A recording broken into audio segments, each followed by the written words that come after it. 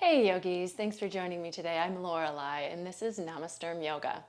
Today we're going to flow and work a little bit on our handstand practice.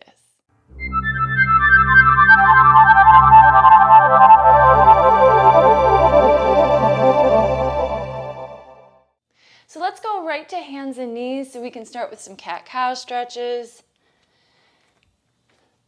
We want to get warmed up and we'll move into, a little bit of a practice to get us flowing, but with the goal of working towards getting our legs in the air and upside down. I feel like handstand is one of those poses that oftentimes we're really scared of because it's really hard to balance, but it's actually a pretty safe pose for most people to practice. And there's a lot of ways to make it, safe and structured so that we can support ourselves and that we won't fall on our heads or anything like that. But practicing it can be a lot of fun whether you actually get upside down or not. And then, of course, once you're able to get upside down, there are, different things you can continue to work on. So it's almost always going to be a work in progress no matter where you are in your handstand practice. Let's go ahead and move right into downward facing dog. So maybe walk the hands out a little bit. Tuck your toes, and then lift the hips and knees here. Pedal through the legs, right? So give yourself a chance to warm up the legs.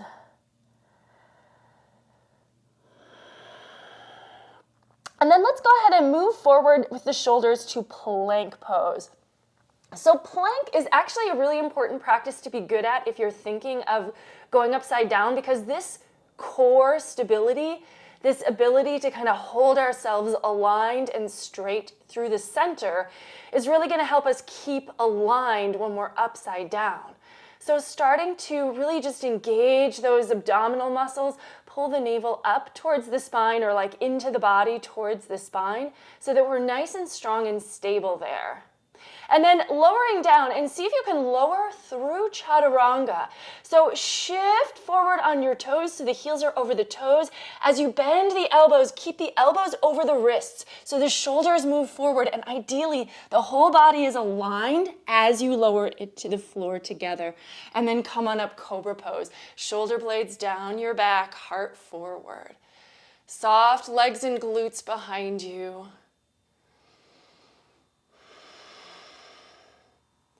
And then back to downward facing dog. Now from here, let's take the right leg into the air. Go ahead and open the hip. Just stretch those toes for the ceiling. Root down with the hands. And then if you like, from here, maybe bend that standing knee and just give yourself a tiny spring. Tiny, tiny. Land soft. So bend the knee to spring you, bend the knee to land you softly. And bring the right foot down and just switch sides. So left leg up. Reach the toes into the air, rooting down through the hands. Obviously, the upper body is still at a diagonal. And then maybe bend the right knee, just tiny hop. Just a little lift here. All right, and then let's just walk the hands back and come to a standing forward fold. Dangle, so soft knees, let the head hang. Just let your upper body sway here.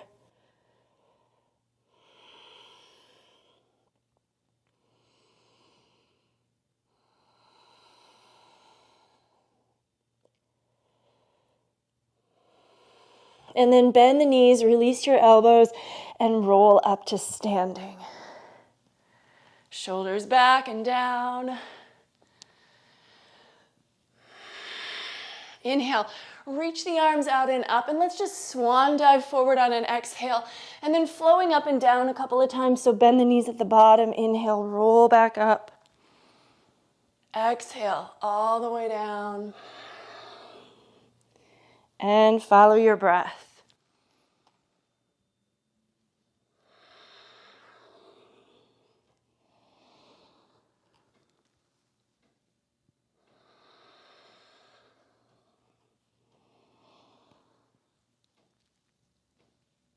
All right, and then coming back to a forward fold, once again, walking the hands out to downward facing dog.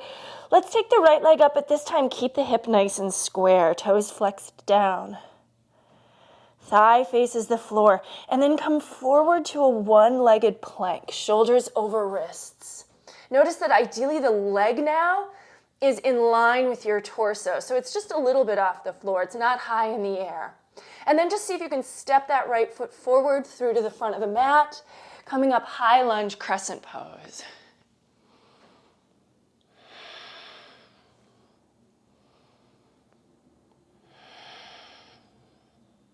Strong back leg as you lunge deeper into the front. Left hand down, right arm up. Nice easy twist here. Shoulders stack.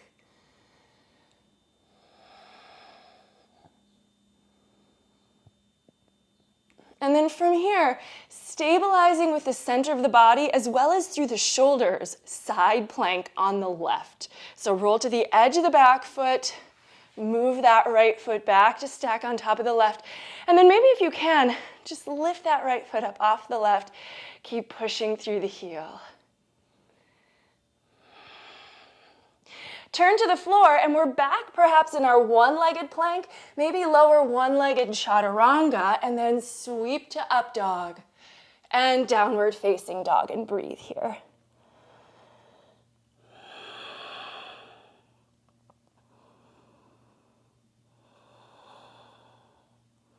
All right, and then let's take the left leg into the air. Good square hip, toes flex down, root into the hands. One-legged plank, shoulders forward over the wrists. Engaging nice and long and strong, and then stepping your left foot forward. Knee over ankle, crescent pose. Come to your full high lunge.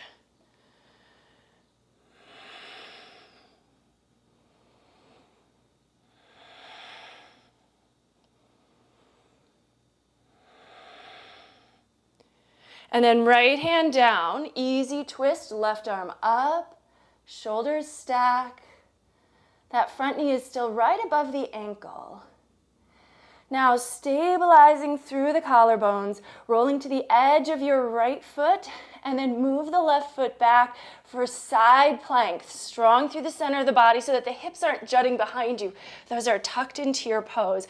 And then maybe take the left foot up off of the right one just a little.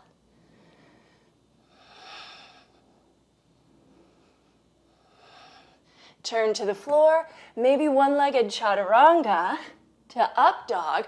You can always just stick with cobra, lowering all the way down, modifying as needed. And then just take a couple breaths in downward dog here.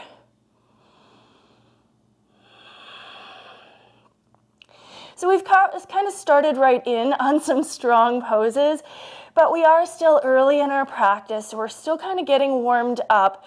We're going to move to the front of the mat, and then we're going to start to flow into some sun A's, and that really is going to get us even more warmed up as we let our whole body move together. So bring the feet to your front of your mat. Big toes touch, heels slightly apart. Lift halfway in Ardha Uttanasana, and then fold Uttanasana. Now reverse your swan dive. Root down to rise up. Let's keep the arms up for a moment. Press your palms towards the ceiling and imagine doing a handstand like from here, as if the ceiling were the floor and the feet were reaching towards the ceiling. So pull your navel in, drop your tailbone down, get nice and aligned. The shoulders, you're going to be kind of lifting up out of your shoulders. So we want the shoulders to kind of be, they're on the back, right? But we're not necessarily shoving them down the back. We don't want them to, if we do that, the elbows start to bend.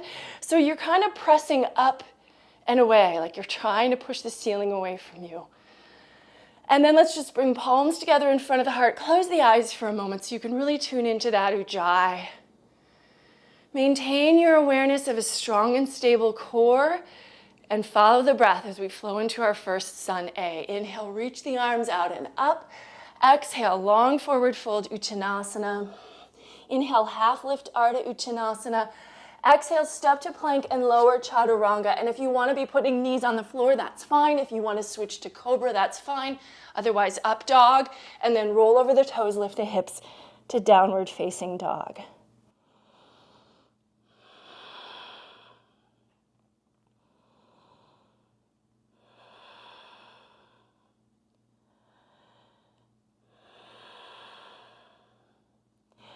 As we flow through a few more of these, option to take down dog for as few as one breath or as many as 5. When you're ready to move forward, inhale, look to the front of the mat. Exhale, step, walk, or hop, lightly if possible. Half lift, fold Uttanasana, and then reverse swan dive. Come on up. And let's just flow. Let's take like 3 more of these. Follow your own breath.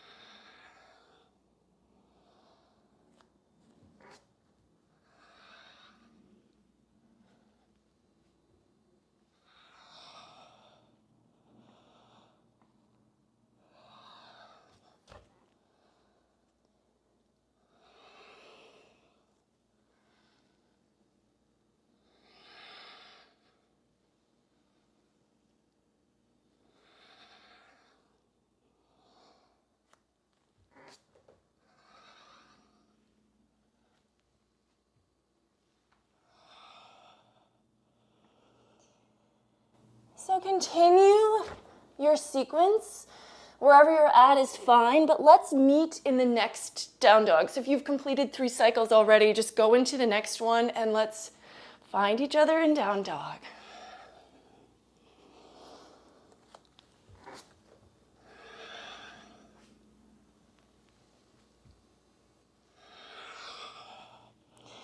And if you've already arrived in your down dog, take a moment to just hold and breathe here.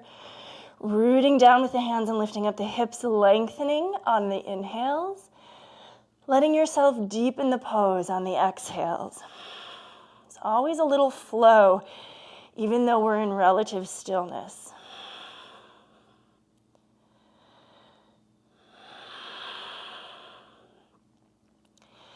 Now, we're going to lift the heels and just walk the feet just a little closer to the hands.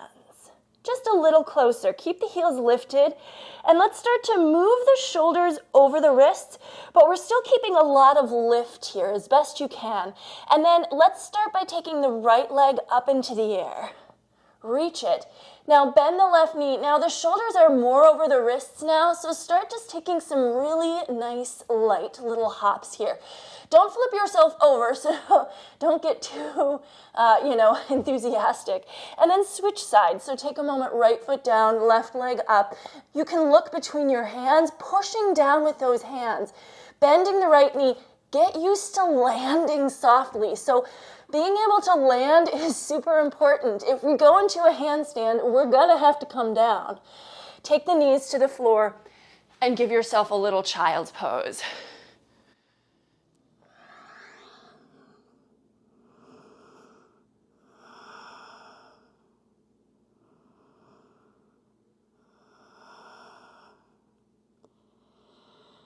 Now, coming back to down dog. So find your way back into the pose. Now, this time, we're going to actually take little jumps with both feet.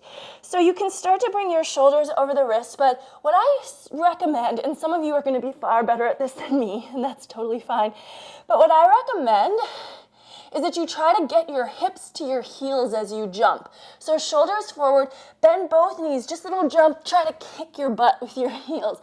It's going to get you up a little more than if you're just jumping generally. So see if you can find some little butt kicks, little donkey kicks here. Get used to moving your shoulders more over your wrists. The ultimate goal is to start to get the hips over the shoulders, but be careful here if you're newer to this because you don't want to push your momentum so that you fall over backwards because that's really scary. But you just want to start to challenge yourself to move more of yourself up over your wrists. And then ultimately, we can jump all the way forward. And then lift halfway, Ardha Uttanasana. Exhale, fold, bend the knees. Let's take chair pose here, Utkatasana. Weight on your heels.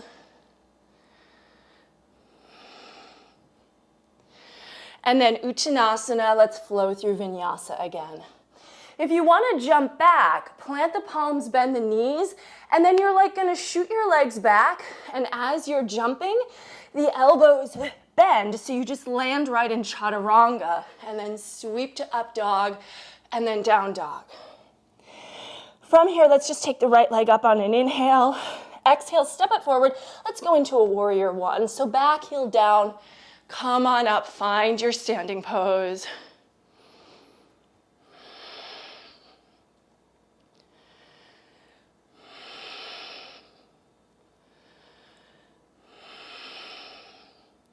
From warrior one, we're going to move into warrior three. So maybe palms come together in front of the heart as you transition, and then shift your weight forward.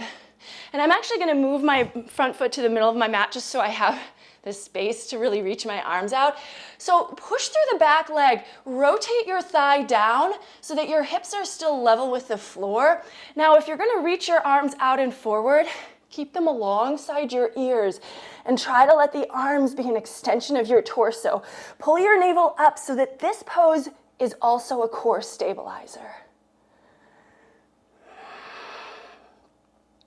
And then let's just drop to a standing split. So fingers down, left leg higher, fold in.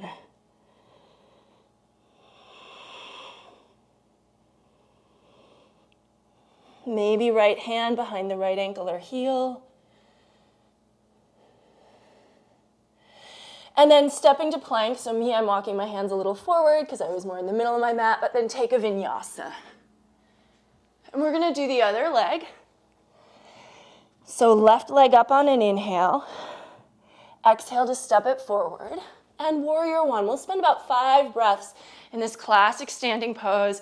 So really finding your alignment, getting the hips level, back heel down, knee bending deeply over the ankle.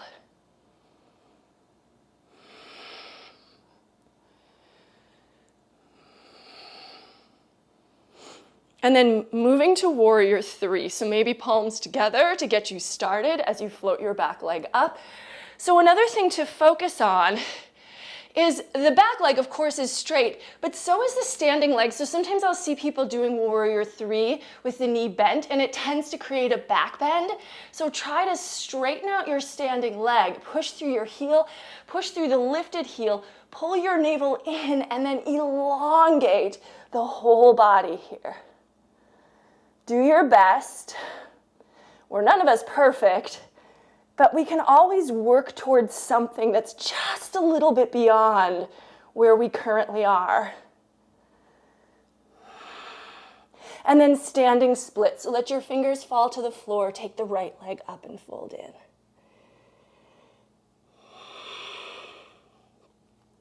Maybe left hand comes behind your left ankle or calf, and then that should help you to lift your right leg higher. Step back to plank, take a vinyasa.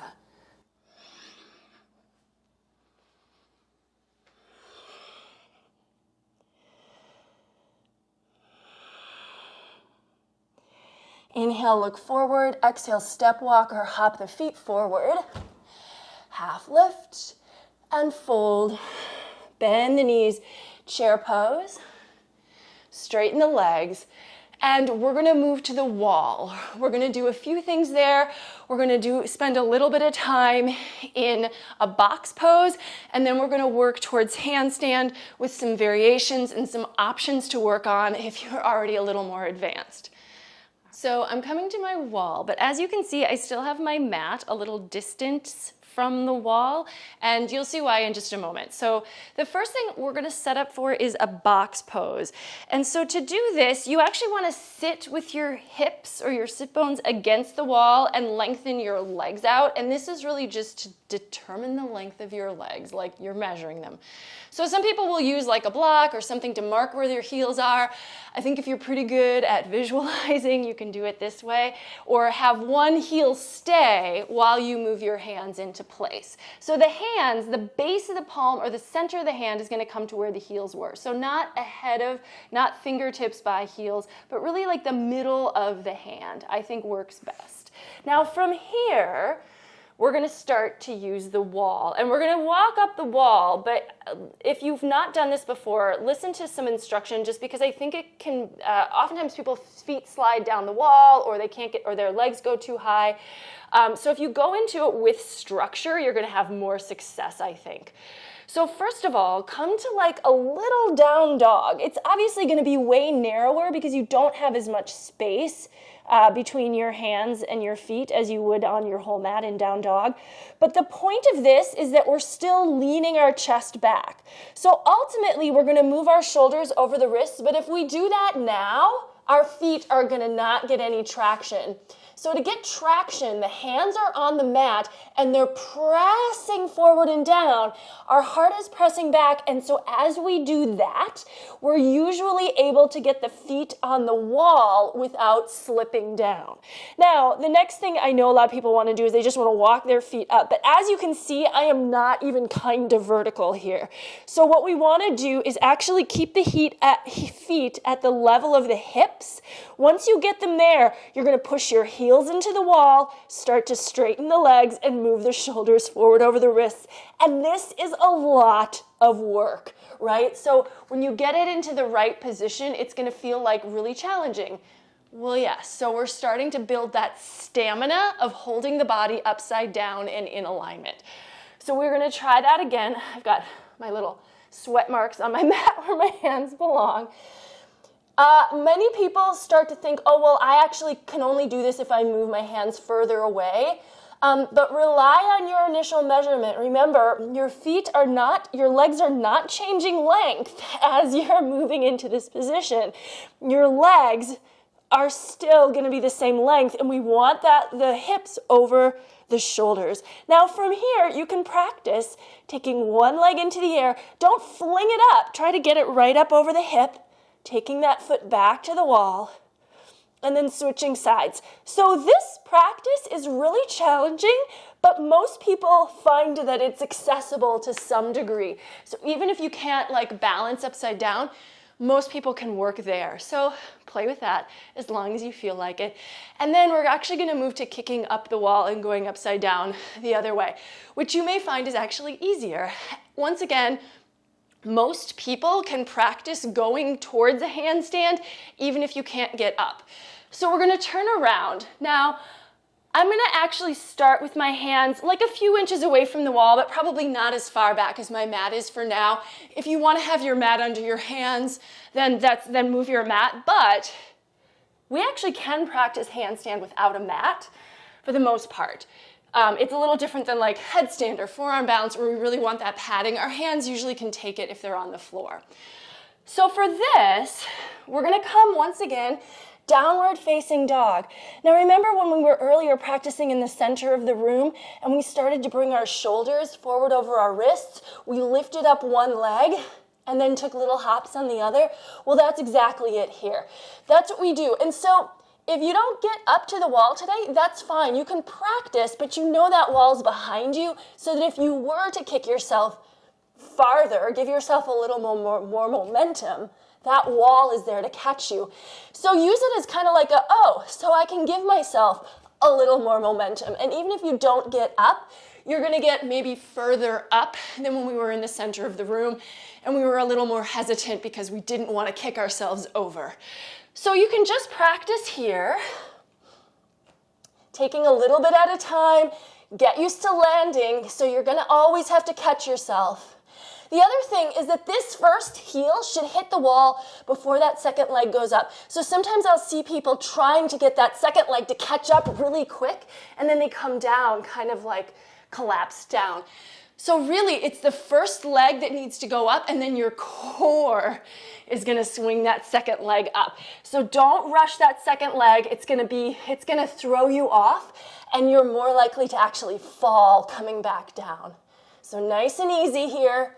Now, once you're up, heels on the wall, hips should not be on the wall. Push through the inner edges of the feet, and maybe just one foot off the wall at a time. And remember when we were standing, pushing into the air? Same thing, but now upside down. So we can keep practicing that way. It can be tiring, right? So let that be.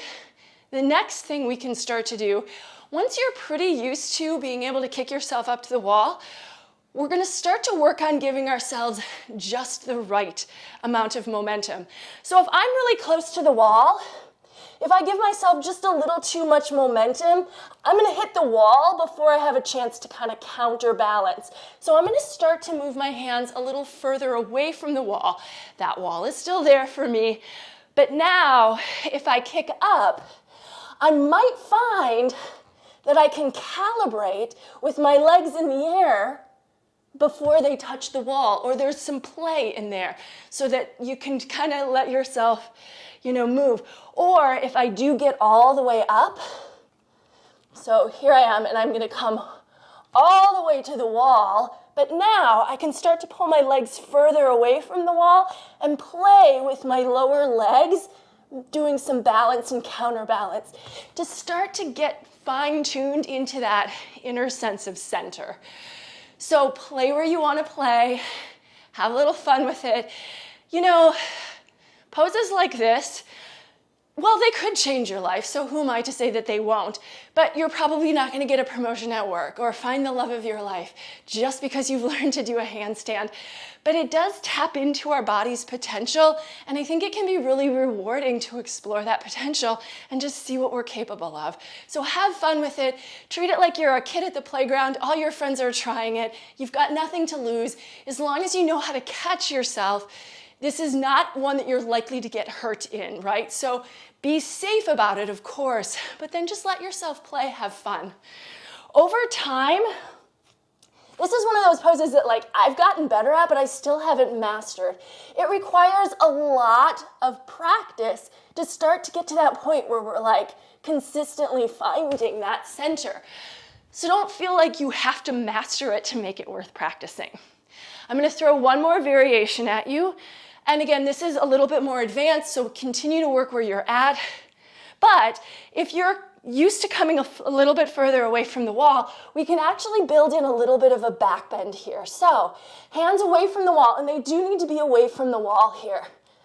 Let yourself come up. Now from here, the tendency is for our bodies to kind of banana. Normally we actually want to counter that and get more vertical, right? But what if we go with that? So imagine your belly was on the floor and you were going into cobra pose. Scoop. Try to look towards the wall. The feet are going to slide down and you're creating a little back bend. Now the end result of this, if you want, is to start to bend the knees. Maybe bring the backs of the feet to the wall. Push, lift. Some of you might find you can get your feet to your head. That is not me. And so you do you. All right, so that's our handstand practice. Keep going if you like this. Repeat this sequence. The more frequently you practice handstand, the better your body will get at it. It's just a muscle. Some of it is the physical muscles of our body, but some of it is that mind muscle, the muscle memory of learning how to do it, practicing it, and your body is just going to start to absorb it. All right, let's come back to our mats.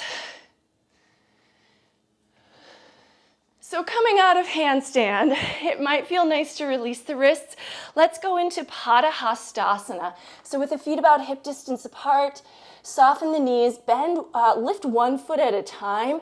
If you try to do both hands at the same time, sometimes it's really hard to balance, and naturally it's going to be hard to get the hand fully under the foot.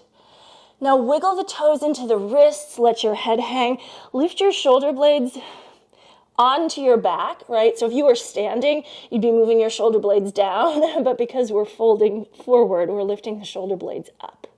Head hangs. And then if it feels good, you can also straighten the backs of the legs.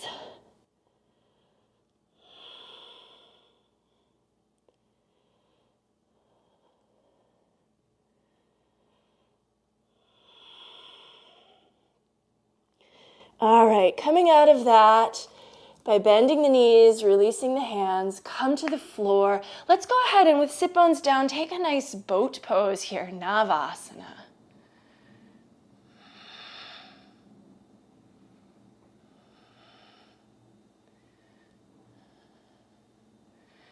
And then feet to the floor, hands behind you. Plug your shoulder blades in for a reverse table. Chin in or head back, but try to get the hips as high as the knees.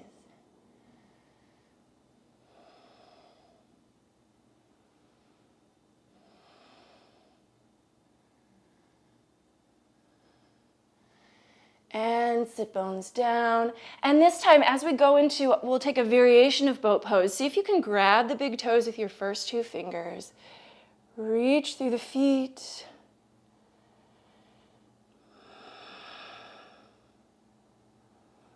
Now, to come out, let's go ahead and cross the right leg over the left, tuck the knees, or bend the knees, and we'll just come to a seated twist. So with your right knee up, use your left arm and turn over your right shoulder. This is Ardha Matsyendrasana, but also just a seated twist.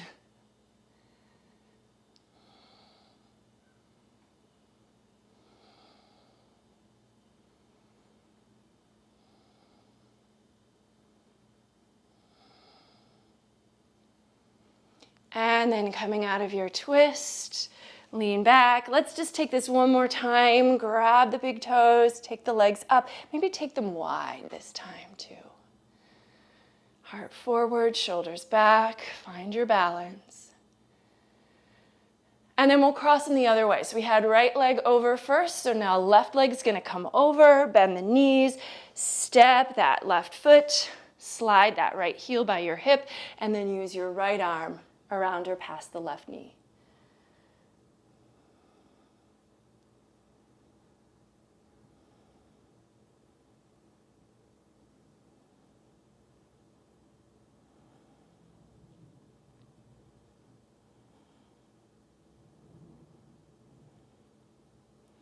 All right, come on out of the twist. And let's just take the legs out.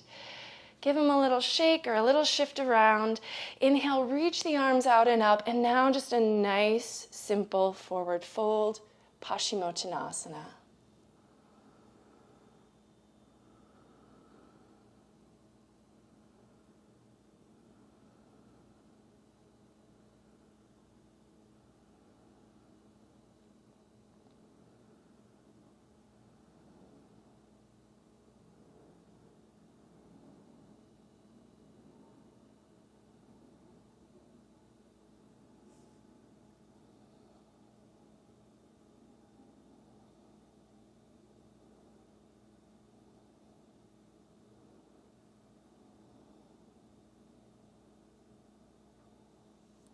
And bring yourself up, crossing the legs.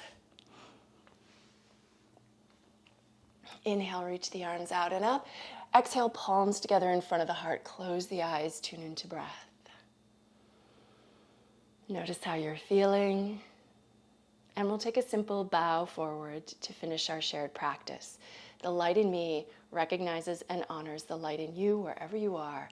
Thanks so much for joining me today. Namaste.